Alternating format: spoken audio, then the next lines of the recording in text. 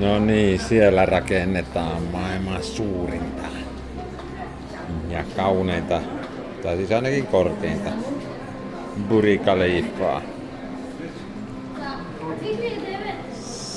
Sieltä 2004 alkoi rakentelu ja sitten vettiin sitten 2006 oli jo 50 ja sitten tuli Satkun leveli siellä 2007.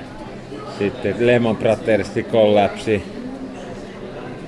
Oltiin saatu maailman korkein.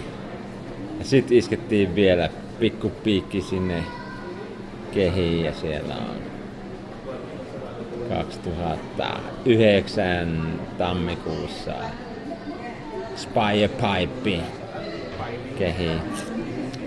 Tällainen täällä Dubaissa maailman korkein rakennus.